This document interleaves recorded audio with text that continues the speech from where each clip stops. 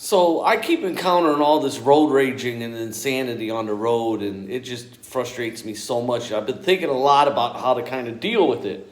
And, I got this dash cam to kind of try to protect myself and keep myself acting accordingly.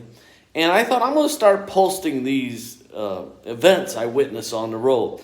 And I'd be interested in any comments that anybody puts, because I know maybe, sometimes there's something I'm doing wrong. I'm doing 20 over the speed limit and, I should be doing 40, or maybe I should have got out of the way first. But here's, yesterday I was going out to have a meal with my dad, and this guy brake checks me.